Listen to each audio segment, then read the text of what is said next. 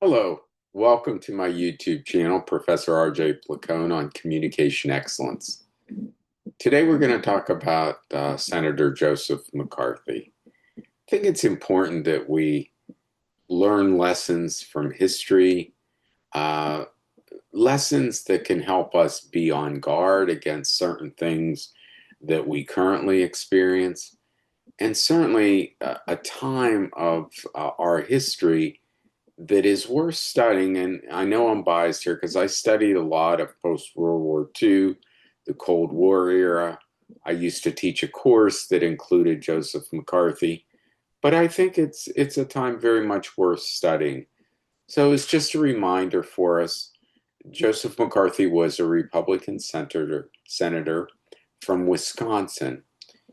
He rose to prominence in the 1950s as the Cold War was peaking for making accusations that communists had infiltrated the government, universities, Hollywood. He had very little proof to support his claims, but he certainly wrecked a lot of lives, created a lot of havoc over a number of years. So, what were some of the things that McCarthy did that for all of us, as we try to become better consumers of public discourse, we should be on guard? We should watch for. Well, one was called the big lie technique. And with the big lie technique, you try to state a lie often enough. You may even come to believe it be true yourself, but you lie often enough in hopes that as people hear it frequently, they will start to believe it. A second component is you want the lie to be fairly complex, so it's hard to refute. Maybe people can refute a part of it, but not the whole. So it maintains its legs, stays out there. We keep getting reminded of it. The second technique that McCarthy used extensively was the illusion of proof. He gave a famous speech in Wheeling, West Virginia.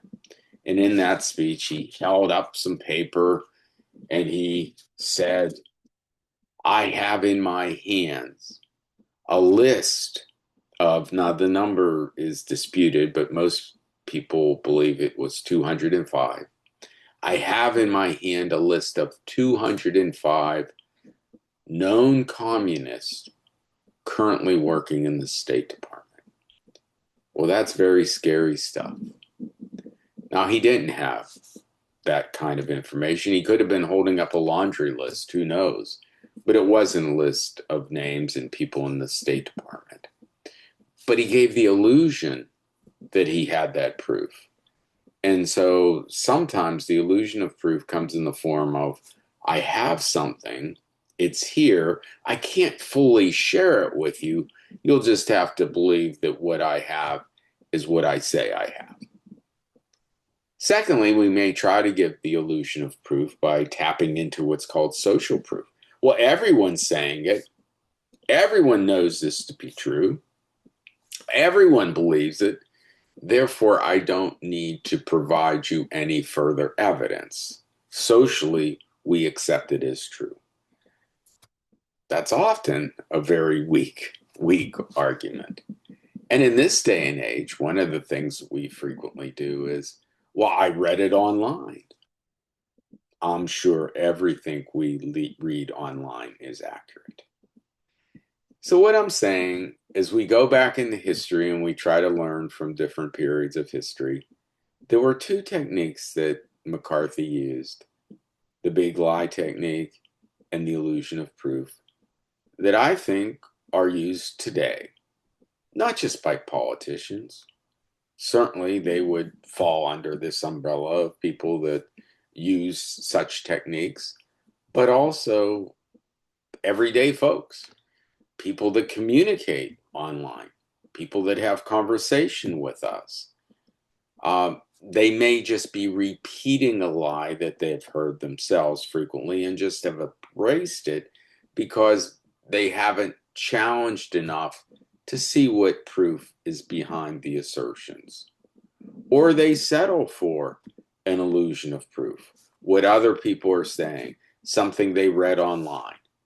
But I think for all of us, if we want to become better consumers, we have to be on guard against those kind of techniques, and we need to force truth to come out, ask questions, probe, poke holes in what we perceive as lies, and ask for solid evidence that supports the assertions that people are making.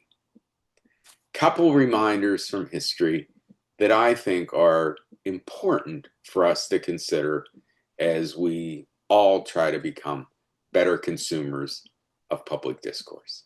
Thank you so much. Have a great day.